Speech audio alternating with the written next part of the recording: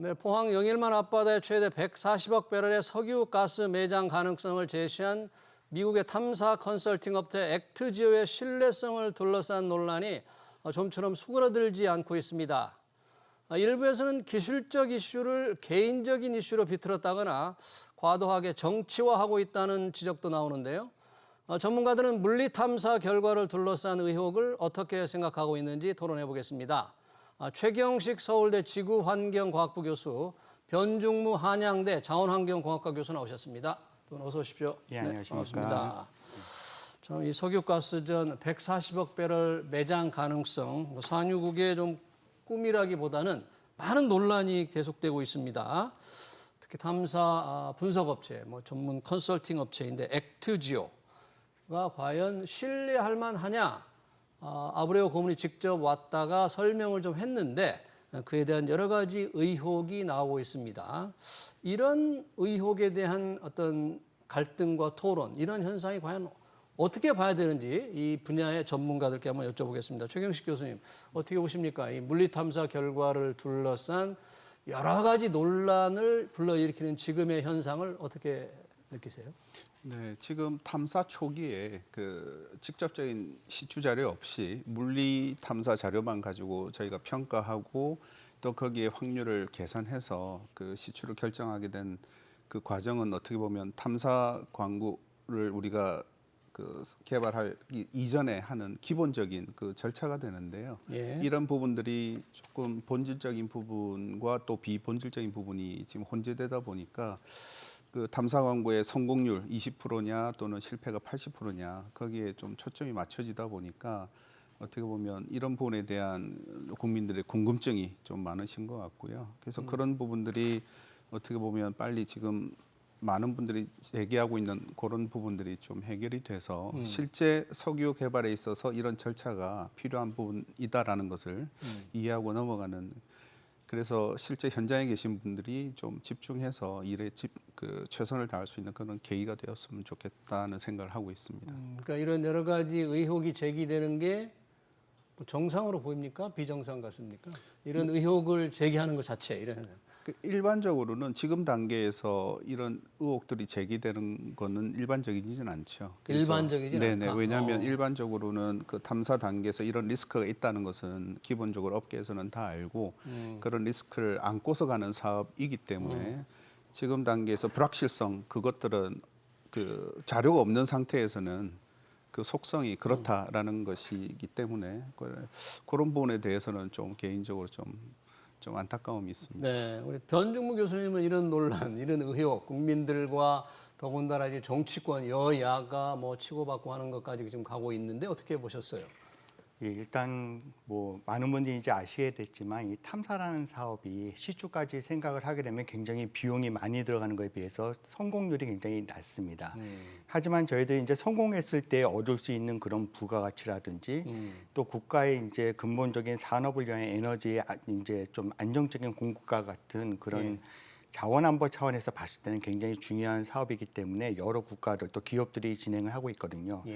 그래서 일반적으로는 이런 설명들을 갖다가 국민분들께 하기 힘드니까 보통은 이제 경제성 평가까지 다 끝난 다음에 발표를 하는 게 일반적인 사례인데, 경제성 평가까지? 예, 시추를 해서 발견을 하고 그다음에 이제 이게 우리가 이제 개발 생산을 할 정도 된다고 했을 때 보통은 이제 대외적으로 보통 발표들을 하긴 합니다. 근데 이제 이번 경우에는 그 중간 단계는 아직 시추 전에 이제 어떻게 보면 국민들한테 이렇게 좀 알려지는 바람에 이런 탐사 사업의 이제 특징들에 대해서 잘 모르시는 상황에서 국민분들이 보시기에는 좀 불신의 벽이 좀 높았던 것 같고요.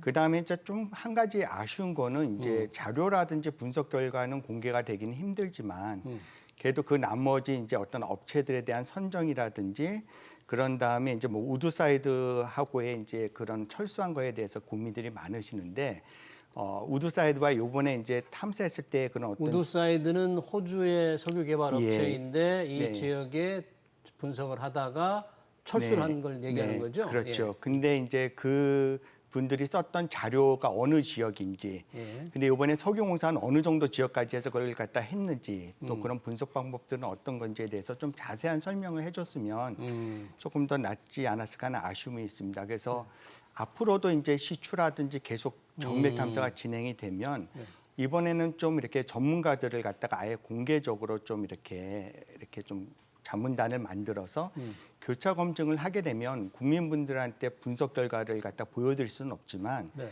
그래도 우리가 그래도 그 검증된 전문가분들이 들어가서 검증을 하니 그래도 어느 정도 조금 신뢰가 있다라고 생각할 수 있지 않은가 하는 생각은 듭니다. 예, 그러니까 보통의 이 석유 탐사에서 경제성 평가를 한 후에 발표하는 게 일반적이다. 그러면 지금 물리 탐사가 끝나고 물리 탐사 단계에서 우리는 발표를 했는데 이 경제성 분석까지 가는 데는 좀 많은 시간이 더 필요한데 조금 성급하게 발표했다는 식으로 좀 들리네요.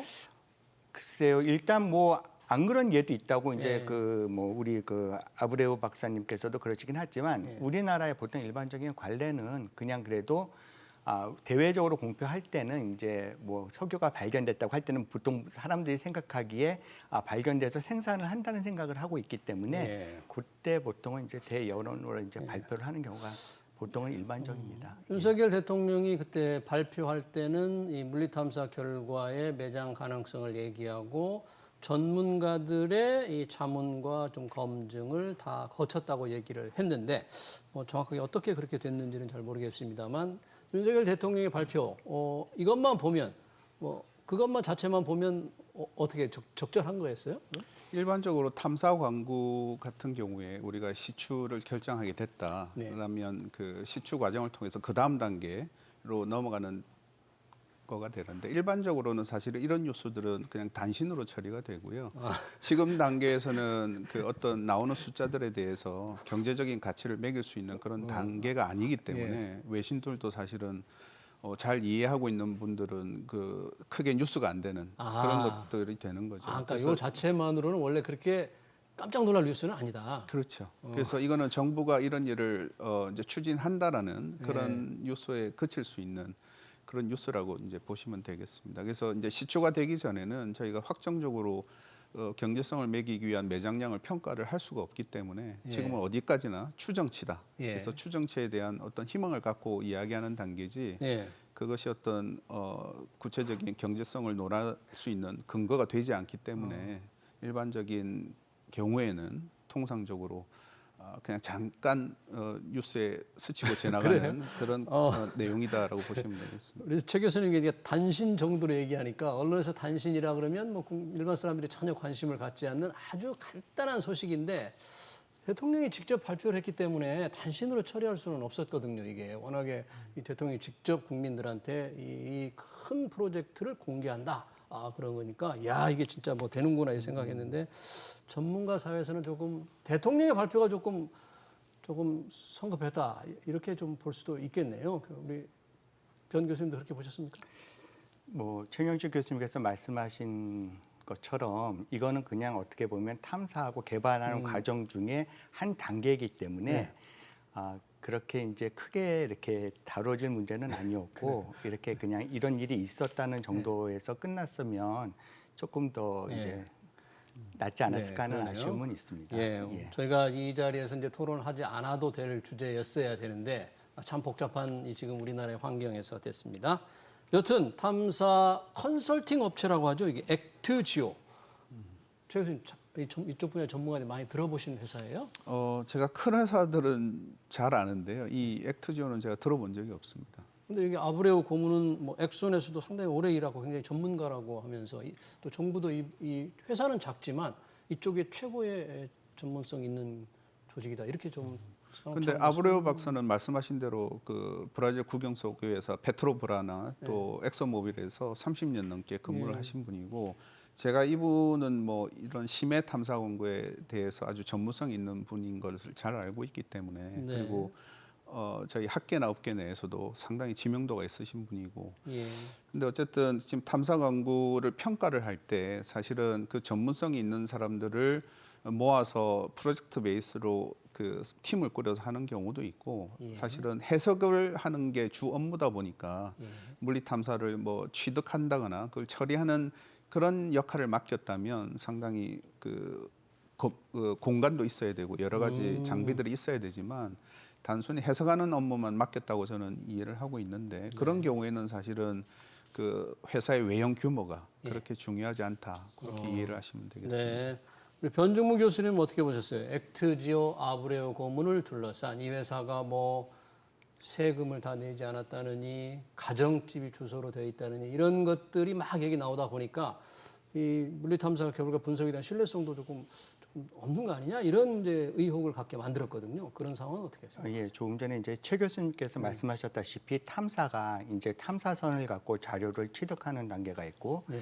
그걸 이제 해석할 수 있도록 이제 대용량 고성능의 컴퓨터를 이용해서 자료를 처리해서 뭐 지하구조 영상이라든지 이런 것들을 얻는 과정이 있고 그런 자료들이 이제 다 나오게 되면 그걸 갖고 어디가 이제 석유나 가스가 부전될 수 있는 구조인지 그런 걸 갖다 이제 해석하는 단계가 있습니다. 예. 이제 각각의 단계에는 이제 우리가 천문학적인 좀 돈이 들어가다 보니까 자문분들을 모시고 최고의 결과를 낼 수 있도록 좀 노력을 하거든요. 예. 근데 이 지금 액트지오 같은 경우에는 맨 마지막 단계 해석 단계입니다. 해석. 예, 그렇기 때문에 이분 같은 경우에 뭐 탐사선이 필요한 것도 아니고 예. 그다음에 뭐 고성능의 컴퓨터가 필요한 것도 아니기 때문에 그냥 일반적으로 이제 그 컨설팅으로서 하고 미국에서는 이제 이렇게 자기가 산업체에서 근무하다가 은퇴한 다음에 이제 컨설팅업을 하는 분들이 많습니다. 그럴 경우에 이제 경비를 줄이기 위해서 보통 집을 갖다가 이렇게 오피스하는 경우도 많고요. 예. 근데 이 해석은 좀 경험이 많이 중요하기 때문에 제가 보기에는 액트지오라는 회사 이름을 들어보고 안 들어보고보다는 거기에서 직접 해석을 하시는 이 박사님을 봤을 때 그분의 경력 정도면 우리가 그래도 컨설팅을 맡길 수 있다고 할 수 있습니다. 액트지오라는 회사가 비록 뭐 체납을 했거나 네, 네. 집이 가정집이 주소로 돼 있다 하더라도 네, 여기서 네, 일하는 이 아브레오 고문의 경력 이런 걸 네, 네, 보면 네. 분석을 맡길만 했다고 이렇게 예, 뭐 보시네요. 그냥 세금 체납 문제는 단지 뭐 선정해서 그게 가능한지 아닌지 어떤 그런 결과 신뢰도에는 그렇게 큰 영향은 없을 것 같습니다. 아까 변 교수님께서 그 우드사이드 회사를 얘기를 해주셨잖아요. 네, 호주의 네. 최대 석유개발 회사인데 여기는 이제 철수를 했는데 어떻게 액트지오는 여기에 140억 배럴이 매장돼 있을 가능성이 높다고 봤을까? 혹시 우드사이드 철수 과정이나 배경 이런 게 좀 잘 과정을 좀 아십니까? 잘 모르고요. 예. 근데 일반적으로 우드사이드는 사실 우리나라 대륙붕에 대해서 가장 많이 이해하고 있고 또 공부를 많이 한 외국계 회사입니다.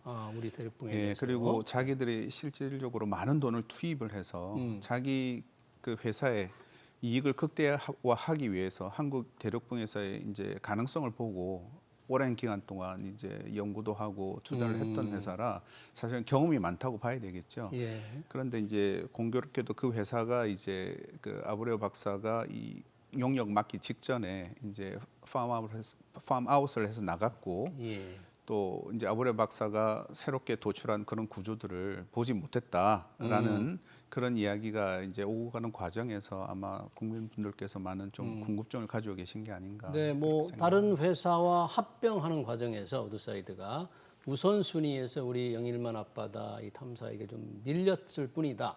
한 단계 진전된 자료를 하지 못했을 뿐이다. 이렇게 이제 정부는 설명을 하고 있는 거잖아요. 전혀 액트제와 완전히 다른 해석을 내놓은 건 아니다. 이렇게 보는 거죠, 정부는. 왜냐하면 물리 탐사 자료를 해석하는 거기 때문에요. 이거 해석은 그 회사의 그 스탠스라든지 또는 전략적인 포트폴리오 구성 차원에서 우드사이드가 최근에 이제 세네갈에서 큰 성공을 거뒀는데 세네갈에서요. 네네. 그래서 그런 것들을 봤을 때 다른 지역에 비해서 이제 회사 차원에서는 한국이 유망성이 떨어진다고 판단하면 경영진들이 실제로 그러한 기술적인 여러 가지 자료 검토를 통해서 철수를 했을 개연성은 있는 것이죠. 세네갈에서는 이 발견을 한 모양이죠. 우드사이드가. 네, 세네갈 그 심해 탐사 광구에서 그 확인 매장량을 발견했다는 그러한 뉴스가 이제 최근에 떠서 예. 그런 부분에 있어서 이제 우리나라도 값어치가 있는데 또는 포텐셜이 있는데 그럼에도 불구하고 회사 차원에서는 그 주주들의 이익을 극대화하기 위해서 전략적인 결정을 했을 가능성도 있다 그렇게 생각을 하고 있습니다. 네. 액투지오가 이 140억 배럴 매장 가능성을 하면서 탐사 성공률 20%를 제시했습니다. 이게 20%라는 게 어떤 의미인지, 어느 정도로 높은 건지 낮은 건지 어떻게 해석을 하는 겁니까? 이거 20%. 일반적으로 이제 저희가 시추를 하기 위해서 탐사 성공률이 한 15% 내외 정도가 되면 예. 시추를 해볼 만하다고 합니다. 보통 10%에 가까워도 시추를 하는 경우가 있는데 20% 정도 되면 이제 일반적으로 봤을 때는 뭐 낮은 확률은 아닙니다. 예. 하지만 그 20%라는 숫자 자체가 어떻게 계산됐는지는 보통 우리들이 그 회사들마다 계산하는 방법이 다릅니다. 그러니까 어떤 딱 식이 있어서 예. 그 식에다가 뭐 숫자들을 넣으면 예. 이렇게 나오는 숫자가 아니고 예. 회사들마다 자기네들이 기준점을 정해서 석유나 가스가 있을 유망 구조를 갖다가 결정하는 데 있어서 각 요소들이 정해놓고 그 요소들을 갖다가 발견을 하거나 아니면 탐사절에서 보일 때마다 그 확률을 곱해가면서 나오는 확률이거든요.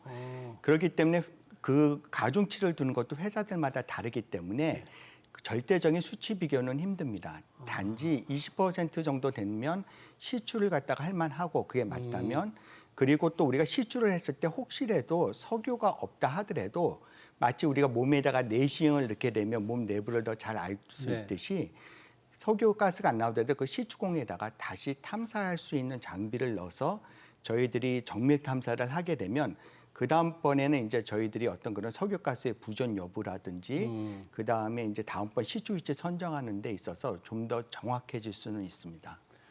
혹시요, 20 성공 확률 20%라는 게 5개의 시추공을 뚫으면 한 군데서 나올 것이다. 이게 확률입니까? 아니면 20%라 하더라도 5개, 10개를 뚫어도 안 나올 수도 있는 겁니까? 이게? 네, 후자가 되겠습니다. 후자? 그래서 네, 20%라는 이야기는 지금 그 계산의 근거가 불확실한 그러니까 부족한 정보를 갖고 있는 상황에서 그 정성적인 평가를 통해서 추정치, 그러니까 석유가 나올 수 있는 조건, 필수 조건 4가지 또는 5가지에 대해서 좋다, 나쁘다, 보통이다. 이런 아까 우리 병 교수님 말씀하신 대로 그런 주관적인 판단 기준들은 회사마다 다르고 또 회사가 공격적으로 이 그 사업을 추진하겠다는 회사하고 또 그렇지 않은 회사 간에도 입장이 다를 수 있기 때문에 그 숫자가 5개를 뚫으면 하나가 나올 가능성이 있다 이런 표현은 할 수가 있겠지만 5개를 뚫었을 때 하나가 나올 가능성이 매우 높다라든지 그 어떤 보장하는 의미로 그런 의미는 사용되는 아니다. 건 아니다. 그렇게 이해를 하시면 되겠습니다. 요즘 시추공 하나 뚫는데 뭐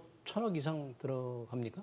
그 심해 같은 경우는 네, 워낙 그 기술적인 난이도가 높고 예. 그다음에 여러 가지 변수들이 많고 또 복잡한 그 시추 과정에서 일어나는 많은 일들이 발생하기 때문에 기본적으로 1,000억 정도는 업계에서 보통 소요되는 그런 경비다 그렇게 이해하시면 되겠습니다. 저희 시청자들을 위해서 이게 석유가 가스 있으려면 이 바다 밑에 구조가 어떤 조건을 갖추면 석유가스가 좀 있게 되는 겁니까? 그래서 기본적인 설명 좀 한번 해주시겠습니까? 네, 일단은 이 석유가 이제 만들어질 수 있는 그런 암이 필요합니다. 그러니까 옛날에 이제 어떤 뭐 식물들이나 동물들 사체가 어떤 지질학적인 작용에 의해서 그 위에 흙이 덮이게 되고 그 위에 계속해서 퇴적이 되게 되면 온도랑 압력이 높아지게 됩니다. 그래서 그 온도와 압력이 어떤 조건에 따라서 고체가 되면 이제 석탄이 되고 그다음에 액체가 되면 이제 석유가 되고 이제 기체가 되면 천연가스가 되는데 이러한 석유나 이제 가스 같은 것들은 이제 우리가 일반적으로 지하수가 이렇게 차 있는데 지하수보다는 가볍기 때문에 이렇게 이동하려는 위로 올라가려는 그런 성질이 있습니다. 그러다 가다가 이제 더 이상 흐르지 못하게 하는 암석을 만나게 되면 거기에 모이게 되는 거죠. 우리 저희들 이제 집적이라고 하는데 그러한 구조를 트랩 구조라고 하고요. 트랩. 그렇게 이제 못 가게 하는 뚜껑에 해당되는 걸 뭐 덮개암. 그다음에 이제 그런 석유나 가스들이 이제 이렇게 모여서 있을 수 있는 곳을 저류암이라고 하는데 아무래도 입자들 사이에 빈 공간이 많으면 많을수록 부존되는 양은 더 커질 수가 있겠죠. 그래서 일반적으로 그러한 트랩 구조와 또 가까운 곳에 이제 근원암이 있어야만이 그래야지 저희들이 이제 적어도 석유 가스가 있을 확률이 높다고 보고 있습니다. 근원암이 있어야 된다 그런 거죠. 그리고 덮개암으로 이렇게 뚜껑 역할하는 게 좀 있어야 된다. 네, 네. 이 아브레우 고문이 이제 엑손모빌에서 이 분야를 계속 해왔는데 엑손모빌이 발견했다 대성공했다는 가이아나 광구 아주 뭐 화제가 되고 있는데 그 광구와 우리 지금 영일만 이 광구 뭐 확률이라든지 구조라든지 트랩 뭐 이런 거 비교할 수 있습니까? 어떻게 차이가 좀 납니까? 일단 뭐 언론에서 워낙 많이 노출이 네. 돼서요. 가야나는 탐사 성공률이 16%였다. 그다음에 16%. 우리나라는 20%였다. 이게 워낙 부각이 되다 보니까 이게 서로 같이 비교할 수 있는 게 아닌가라는 그런 말씀들을 많이 하셨던 것 같은데요. 일단 지질학적으로는 퇴적 환경은 상당히 유사한 것으로 보입니다. 예. 제가 엑소모빌 홈페이지 들어가 봤더니 거기도 수심이 되게 깊은 심해 탐사 완구고 또 저류층이 이제 상암층 모래로 구성된 상층으로 구성이 되어 있다는 점이 예. 아마도 우리 그 동해 그 심해 탐사원과 유사한 점이라고 볼 수 있는데요. 네. 근데 그 엑선모빌에서 판단한 그 16%는 그분들이 갖고 있는 자료 또 그분들이 이 아브레오 박사 개인이 혼자 판단한 것이 아니라 그 팀에서 굉장히 다단계에 걸친 그런 판단을 검증하는 과정을 거쳐서 도출된 숫자이기 때문에 다른 사람들이 다른 자료를 가지고선 다른 환경에서 분석한 것과 우리나라와는 등가로 그걸 비교하기는 어렵다. 그렇게 이제 보시면 되겠습니다. 그리고 또한 그러니까 가야나 광구의 16% 성공 확률, 우리는 20%인데 우리가 발견 확률이 높다고 이렇게 단순하게 생각하고 비교할 수는 없다. 그런 말씀이시네요. 그렇습니다. 여러 가지 변수가 있기 변수가 때문에 많다. 그렇게 같은 위치에서 놓고 숫자를 비교하는 건 좀 무리가 있다. 예. 그렇게 이해하시면 될 것 같습니다. 그렇군요. 뭐 그게 이제 16%인데 크게 발견 성공했으니까 우리는 그보다 확률이 훨씬 높지 않겠나 하는 좀 기대감이 더 높아지고 있기 때문에 단순 비교하는 분들이 좀 있는데 그렇게 보기가 어렵다 그러네요. 지금 이게 정치적인 이슈가 지금 되고 있어요. 더불어민주당이 여러 가지 액트제에 관한 뭐 체납 자료라든지 여러 가지 자료를 내지 않으면 이 탐사하는 시추 예산을 늘려줄 수 없다. 지금 이렇게 벼르고 있거든요. 이래 되면 시추 작업에 조금 차질이 생길 수도 있겠네요. 아무래도 이제 그 시추를 갖다가 해야지 좀 더 정확한 정보를 알 수 있고 네. 또 저희들이 석유가스가 있는지 없는지는 결국 시추를 해봐야만이 확인을 할 수 있기 때문에 네. 시추를 하지 않으면 여태까지 했던 것들이 아무런 의미는 없습니다. 그래서 꼭 시추를 갖다가 좀 해야 될 것 같은데 이제 예산이 모자란다고 그러면 뭐 이번에 산업부에서도 이야기했듯이 정부에서도 이야기했듯이 예. 그러면 이제 외부에 있는 이제 뭐 석유 회사들한테서 조금 이제 그 투자를 받겠다 이런 식으로 이제 투자를? 이야기를 갖다가 하시는 것 같아요. 예. 예, 근데 이제 뭐 투자를 갖다가 받게 되면 그 투자에 따른 이익도 같이 나눠야겠지요. 그렇군요. 예. 그러면 석유 개발에 이 해외 자원업체의 투자를 받는다면 보통은 어느 단계에서 어느 정도 이렇게 투자를 받는 게 일반적인 관행인가요? 일반적인 관행은 사실은 탐사 초기 그다음에 시추를 한 다음에 또는 개발할 때 단계별로 사실은 투자를 다 받을 수가 있습니다. 단계별로? 예. 다만 이제 탐사 초기에는 사실은 많은 리스크가 있기 때문에 불확실성이 있고 대신에 비용은 많은 투자를 해야 되는 경우에는 그것들을 감당할 수 있는 여력이 되는 회사들이 이제 모이게 되는 것이고요. 그래서 뭐 아프리카, 서아프리카처럼 워낙 유망성이 뛰어난 곳은 사실은 정부는 돈을 한 푼 안 쓰고 외국 기업들이 와서 돈을 쓰게 만들고 대신 생산이 되면 그 계약에 따라서 그 지분만큼 나눠주는 그런 방식으로 운영이 되기 때문에 사실은 어느 단계든 외국 회사들이 들어와서 컨소시엄 형태로 구성할 수가 있고요. 네. 더더군다나 지금 동해 같은 경우는 심해 탐사 광구 굉장히 그 탐사하기도 그렇고 개발하기도 어려운 환경에서는 막대한 양의 돈이 들어가기 때문에 이런 경우는 엑소모빌과 같은 큰 메이저 회사들도 그 파트너를 구해서 같이 하는 게 일반적이라고 보시면 되겠습니다. 그럼 이번에 이 동해 이 석유가스전 가능성, 매장 가능성 있는 곳에는 해외 메이저들이나 그런 데들이 관심을 좀 많이 가질 것 같습니까? 보시기에? 일단 지금 교차 검증이란 말을 예. 그 정부 발표에서 하셨는데요. 사실은 우리 변 교수님 아까 말씀하신 대로 지금 내부의 기술 자료들을 외부에 오픈해서 그 검토하는 것이 좋지 않겠나 이제 말씀을 하시는데 그런 프랙티스들은 사실 일반적인 건 아니거든요. 근데 예. 사실은 만약에 외국에 좀 지명도가 있는 유망한 기업들이 와서 그 지분에 관심을 갖고 또 탐사에 참여하겠다는 의사를 표시하게 되면 그런 경우는 석유공사가 갖고 있는 자료를 다 오픈하게 돼 있습니다. 예. 그 들어오려는 회사한테. 그랬을 때 들어오는 회사의 지명도를 보게 되면 아무래도 이 교차 검증이 그 두 회사 간에 이루어지기 때문에 그것들을 가지고선 동해 심해 탐사 광구의 유망성을 간접적으로 판단할 수 있는 아마 방증 자료가 되지 않을까 그렇게 네. 생각을 합니다. 이 좀 포항 지역의 야당 지역위원장이 그런 얘기를 했네요. 지진 안전 보장 없는 석유 시추를 반대한다. 석유 시추, 뭐 이게 시추 탐사가 지진을 유발할 가능성이 있습니까?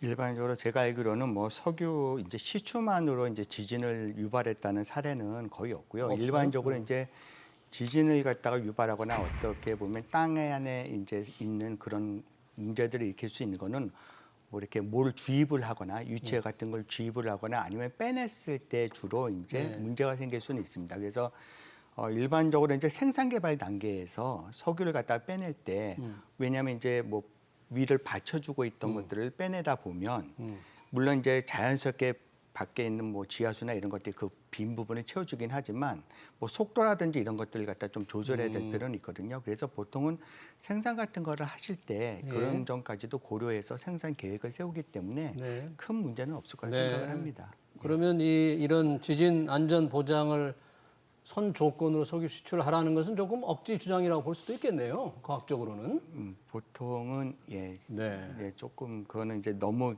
저번에 걱정들이 많이 되는 일들이 있으셔서 네. 그러신 게 아닌가 하는 생각은 듭니다. 그렇군요. 자, 정부가 연말 시추 계획을 위해서 첫 시추를 어디서 할 것인가를 이제 7월 중에 정한다고 하는데 어떻게 정하는 겁니까? 그건 어떤 곳을 첫 시추 위치로 어떻게? 일단 지금 7개 요망 구조를 네. 이제 도출했다고 정부에서 또 석유공사에서 발표를 했는데요. 사실은 그 7개 요망 구조의 지질학적인 어떤 그 위험성 네. 또는 아니면 탐사 성공률이 다 다르게 되어 있습니다. 그래서 가장 양이 풍부한 그런 구조도 있을 거고 네.